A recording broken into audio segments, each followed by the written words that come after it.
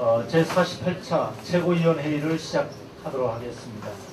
김한길 당대표의 개선언이 있겠습니다. 예, 제48차 최고위원회의를 시작합니다. 이어서 김한길 당대표의 발언이 있겠습니다.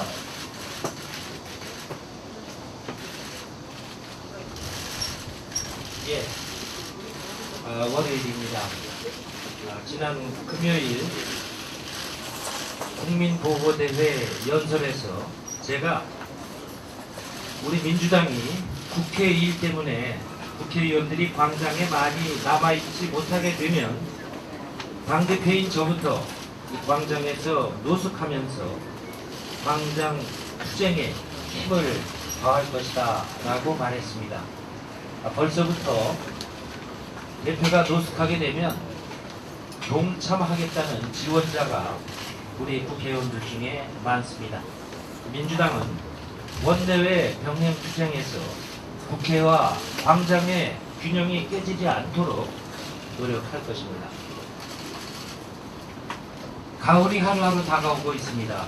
가을에도 민주주의 회복과 국정원 개혁을 위한 국민의 함성이 광장을 넘어서 높은 하늘까지 울려 퍼질 것이다 라고 생각합니다. 민주당이 민주주의 회복의 당의 명운을 걸고 나선 것은 민주주의가 제대로 작동돼야 서민과 중산층의 민생을 제대로 살릴 수가 있다고 생각하기 때문입니다. 민주주의가 제대로 작동하지 않으면 서민과 중산층은 소외당하고 사회적 강자인 재벌과 슈퍼 부자들만 대접받는 그들만의 세상이 펼쳐질 것입니다. 민주주의는 서민과 중산층, 사회적 약자와 소외받는 사람들을 보호하는 정치적 방패입니다. 이것이 바로 민주주의가 온갖 정치적 이념을 넘어서서 전 세계적인 정치 질서로 자리 잡은 이유이고, 민주주의를 국가의 정체성으로 삼는 정부가 존재해야 하는 마땅한 이유입니다. 따라서 민주주의를 외면하고 민생을 살리겠다는 새누리당의 실천 불가능한 주장은 사상 누각의 다름이 아닙니다 라는 말을 드립니다. 오늘도 광장에서 땀 흘리고 있는 민주당의 목표는 민주주의를 회복해서 민생을 살리겠다는 것입니다.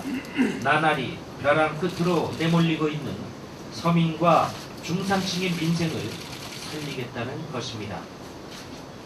지난 주말에 박근혜 정부 출범 6개월에 대한 여러 언론사들의 여론조사 결과가 있었습니다.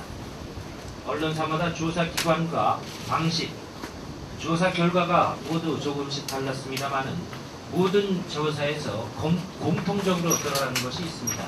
첫째, 지난 6개월 민주주의와 민생 분야에서는 박근혜 정부가 수준 미달의 점수를 받고 있다는 것. 둘째, 그 이유는 박근혜 대통령의 일방적인 국정 운영과 불통의 리더십 때문이라는 것. 셋째, 앞으로 좋은 점수를 받기 위해서는 국정 운영의 기조를 전면적으로 전환하지 않으면 안 된다는 것입니다. 박근혜 정부의 냉철한 판단이 있기를 바랍니다.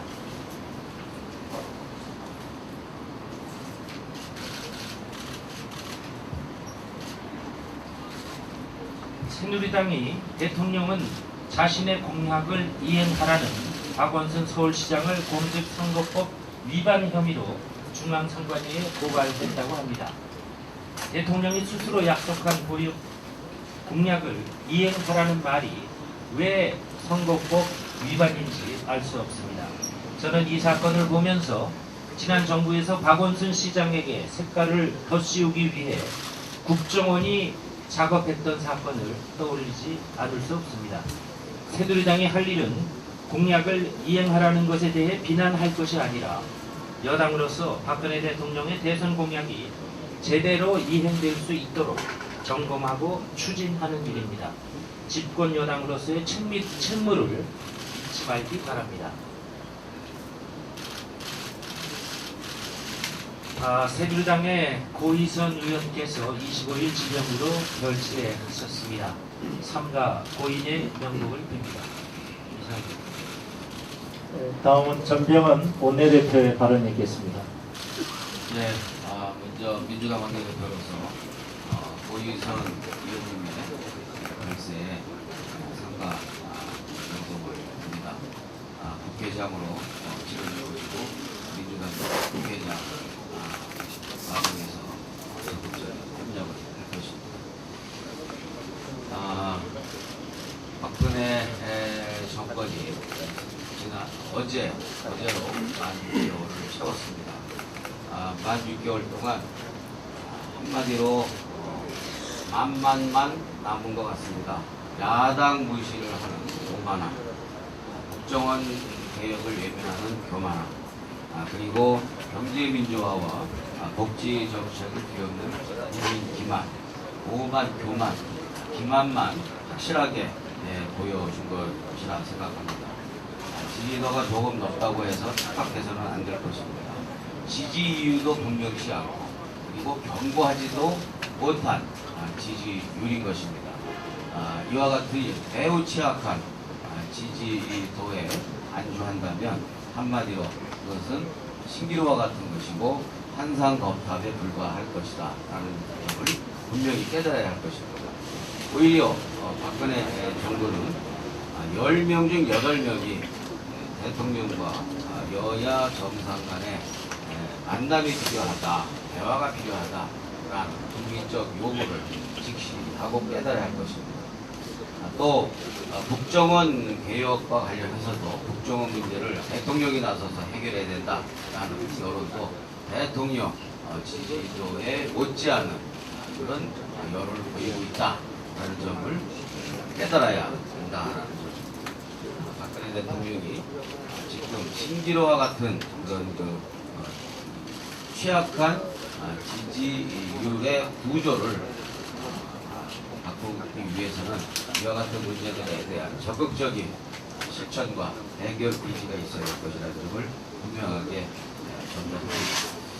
새누리당이 상임위를 단독 소집을 했습니다. 새누리당의 단독 국회 소집은 국면 전환용이자 여론 호도용으로 꺼내든 궁여지책입니다.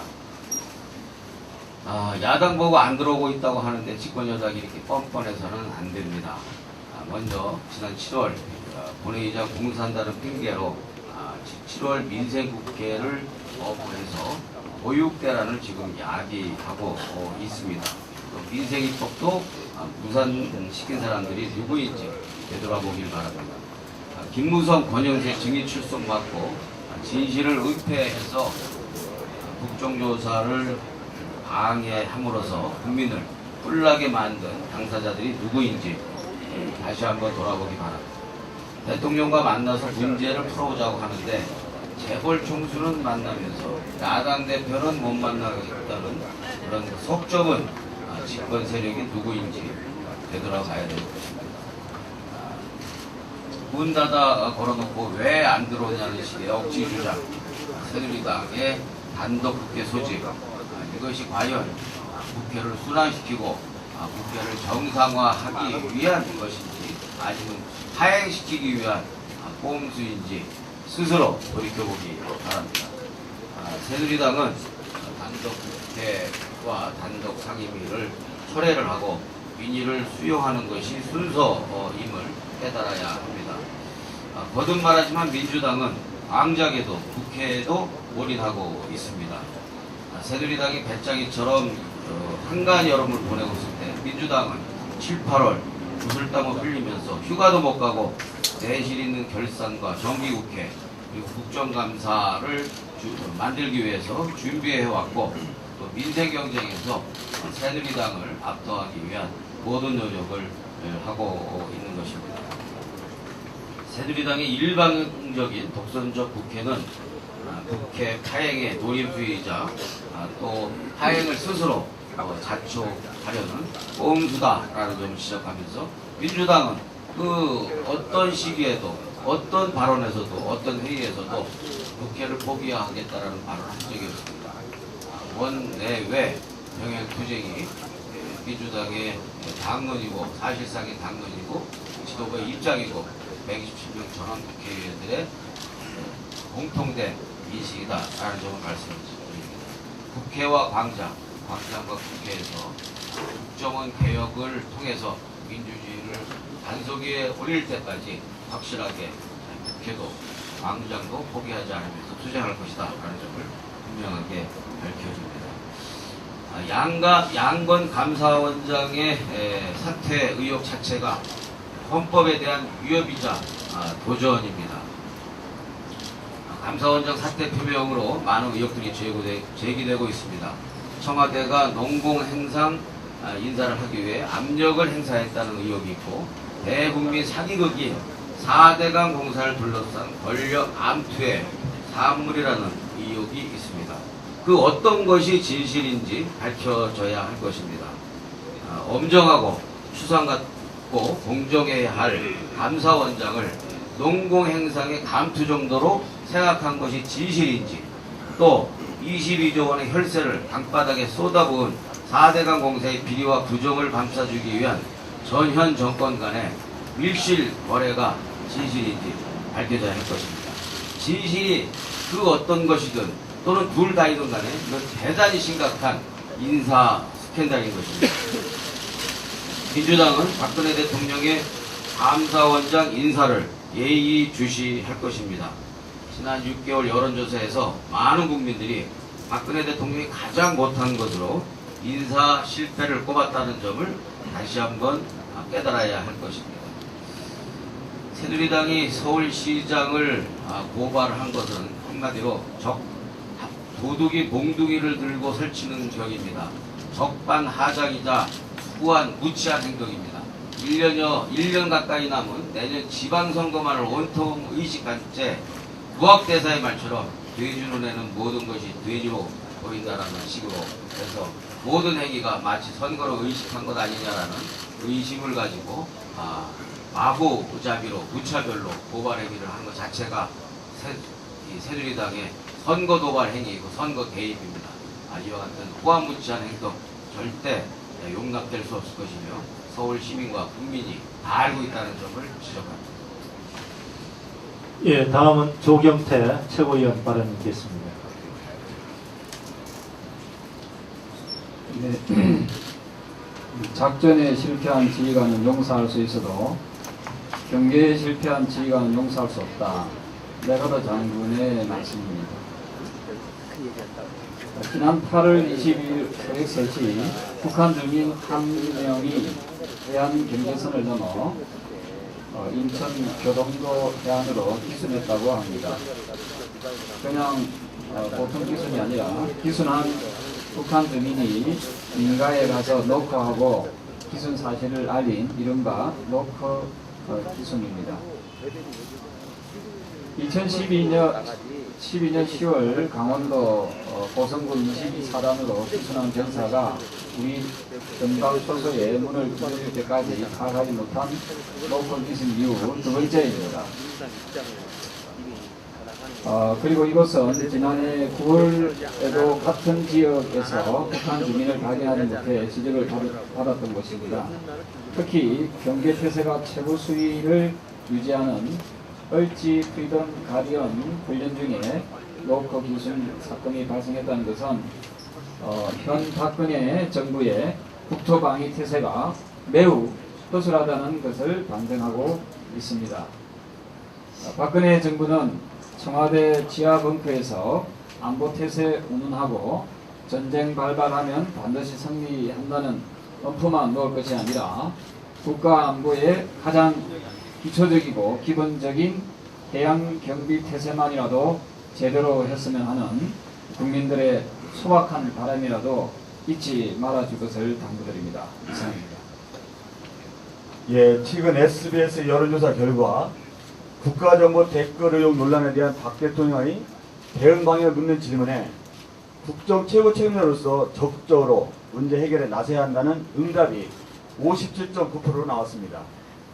국민일보 여론조사에서도 국민 10명 중 6명은 특검을 해서라도 국정원의 대선 개입의 진상을 반드시 밝혀야 한다고 했습니다.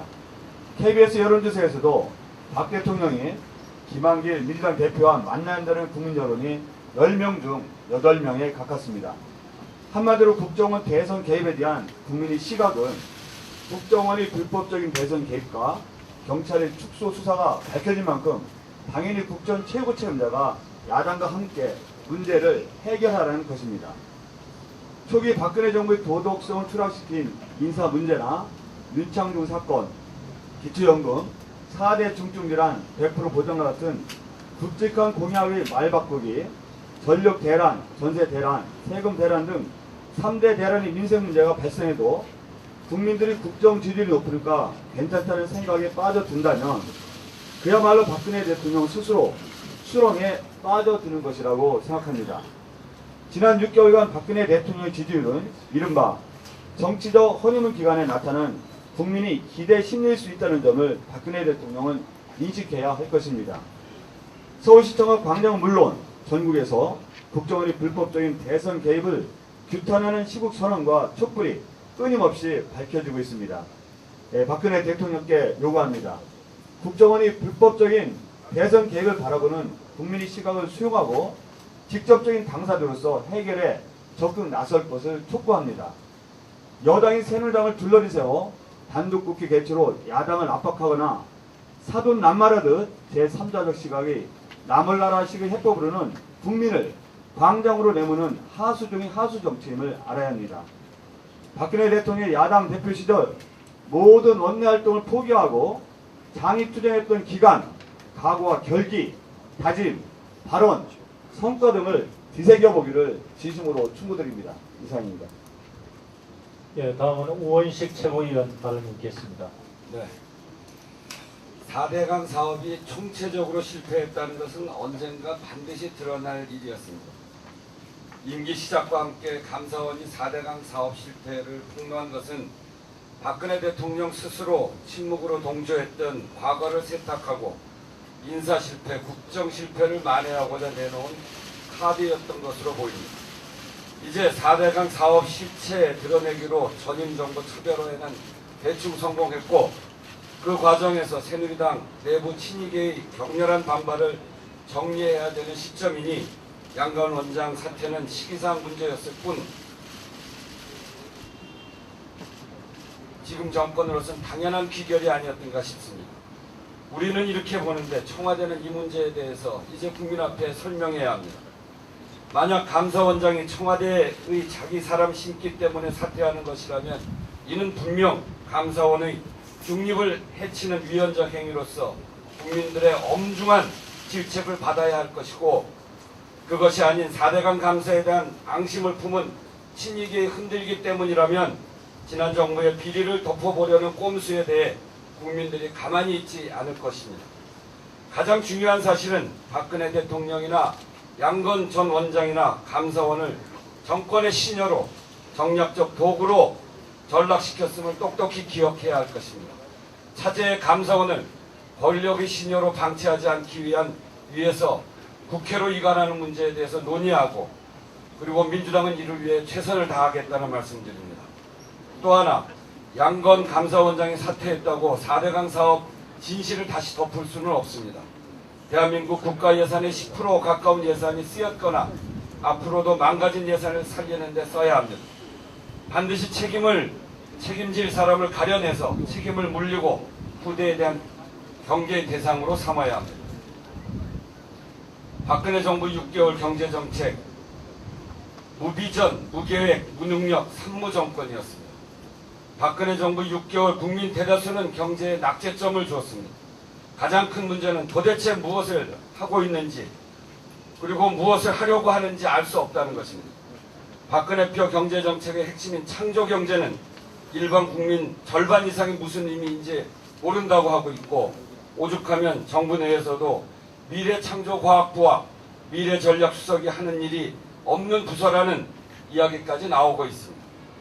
경제민주화는 시작도 하기 전에 셀프 종료 선언하면서 대통령 스스로 달성했다는 7가지 경제민주화 입법과제가 무엇인지 말하는 사람도 아는 사람도 없습니다. 복지와 고용정책은 후퇴와 계약을 거듭하고 있습니다.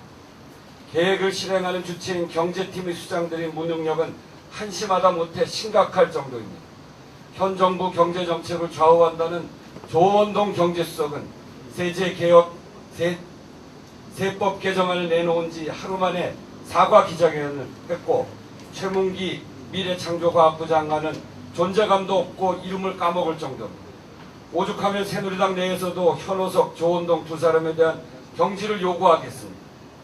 통계청 자료에 따르면 불황령 흑자가 사상 최대라고 합니다. 오늘의 현실이 불안해서 돈을 절대로 쓰지 않겠다는 불안 심리가 극에 달했습니다. 심각하게 봐야 할 것은 폭염에 따른 에어컨 등 이런 가전제품이 폭등했고, 그리고 도저히 마음대로 줄일 수 없는 국민연금 등 4대 보험이 그 지출이 4% 이상 큰 폭으로 올랐음에도 불구하고 전체 지출 규모가 줄었다는 것입니다. 오죽하면 서민들이 무조건 덜 입고 덜 먹으면서 지갑을 닫지 않으면 지속적인 경제 불황을 이겨낼 수 없다는 정서가 이렇게까지 커지고 있겠습니다. 한편 다른 최근 여론조사에서 조사 대상 국민의 73%의 압도적 다수가 고소득자, 대기업 증세 뒤에야 본인들도 세금을 내겠다고 답했습니다. 따라서 지금 박근혜 정부가 할 일은 우선은 비전, 계획, 능력도 없는 경제팀을 즉각 재구성하는 것이며, 경제 활성화라는 미명 아래 상법 개정안 같이 재벌 대기업 편의를 봐주고 공급생활자세 부담을 늘리는 게 아니고, 재벌 대기업을 향해 조세정의로 확립하고 국민들에게 복지를 위한 증세 입장을 솔직하게 밝혀서 미래를 대비하는 것입니다. 이상입니다. 예, 다음에 박혜자 최고위원 발언이 있겠습니다. 막장이란 말이 있지요. 광산 등에서 제일 안쪽의 끝부분에 해당하는 곳인데요. 이곳은 갱도가 제대로 받쳐져 있지 않는 상태로 작업을 하기 때문에 항상 무너질지 모른다라고 하는 가장 위험한 곳입니다. 그래서 광부들도 이 막장에는 안 가고 싶어 합니다. 그러나 막장에 들어가면 수당이 높기 때문에, 돈 때문에 막장에 들어갈 수밖에 없지요. 그래서 인생 막장이다 하면 말 그대로 정말 먹고 살기 위해서 별짓 다 하게 되는 그런 마지막 상황을 일컫는 것입니다. 그런데 제가 만나본 몇몇 시민들께서 요즘 새누리당의 행태를 보면 그야말로 인생 막장이다 라고 비유하는 얘기를 듣고 있습니다. 국정원의 조직적이고 불법적인 대선 개입에 대해서 민주주의 파괴를 지적하니까 국정원 직원들이 여직원이다, 그래서 인권 침해 아니냐 이거 주장하는데, 이거야말로 먹고 살기 위해서 별짓 다 하는 것이죠. 또 국정원 국정조사에 간신히 김용판과 원세훈을 세웠는데 선서도 하지 않는 그들을 변호하기에 바쁜 새누리당 의원들이 과연 국선 변호사이 아니겠느냐라는 얘기 있습니다. 엊그제는 무상보육 공약을 지키지 않은 대통령을 향해서 공약을 지키라고 호소하는 서울시장을 선거법 위반으로 새누리당이 고소했습니다. 자신들의 실책을 감추고자 여론을 호도하는 행위가 정말 먹고 살기 위해서 별짓 다 하는 것처럼 보입니다. 또 이런 새누리당이 정말 국정원 대선 개입 진상규명에 누구보다도 앞장섰던 민주당의 박영선 법사위원장을 정말 말도 안 되는 이유로 국회윤리위원회 급기야 제소까지 했습니다. 국정조사에서 지역감정을 조장해서 공분을 산 새누리당 조명철 의원이 윤리위 제소에 대해서 들어가게 되니까 이에 대해서 물타기 하기 위한 정말 명백한 물타기 제소가 되겠죠. 국정원 대선 개입의 진상규명을 방해하고 정쟁만 일삼은 새누리당의 구태를 다시 한번 확인한 그런 사건이라고 보여집니다. 막장 드라마도 이쯤 되면 정말 더 이상은 없을 것 같습니다. 정치의 금도를 지키라는 것은 새누리당에게 정말 되돌려주고 싶습니다. 새누리당의 자성과 각성을 촉구합니다. 한 가지 더 말씀드리겠습니다. 박근혜 정부가 지난번에 4대 악의 하나로 규정한 것이 불량식품이었습니다. 그래서 정말 할 일 그렇지 않아도 많은 경찰들을 동원해서 대대적인 단속에 나선 바 있죠. 먹거리 안전을 책임지는 식품의약안전처는 대통령 업무보고에서 불량식품은 국민에게 불안감을 조성하는 모든 식품이라고 그렇게 정의한 바 있습니다. 그런데 어떻습니까? 일본 후쿠시마 원전 사고 이후 수산물은 불량식품 아닙니까? 이에 대한 국민들의 우려는 최고조에 달하고 있고 오히려 수산시장이 파리를 날릴 지경인데 이에 대해서는 어떤 대책이 있는 겁니까? 원전 사고 이후에 일본은 수산물의 방사성 물질 기준을 세슘의 경우에 킬로그램당 100베크렐로 강화했습니다. 그런데 정작 우리나라는 일본의 수산물에 대해서도 370베크렐을 그대로 유지하고 있습니다. 방사성 물질 기준을 강화하지 않고 검사함 횟수만 늘린다고 해서 국민 불안이 해소되겠습니까? 정말 한심하기 짝이 없습니다. 불량식품을 척결하겠다고 그렇게 호들갑 들었던 박근혜 정부는 도대체 어디로 갔습니까? 박근혜 정부가 지금 해야 될 것은 불량식품 단속한다고 학교와 문방구라든가 분식점만 뒤질 것이 아니라 일본 수산물에 대한 수입 상품에 대해서 방사성 물질 기준부터 제대로 강화하시기 바랍니다. 이것이 국민들의 불안을 해소하는 길이라는 사실을 알기 바랍니다.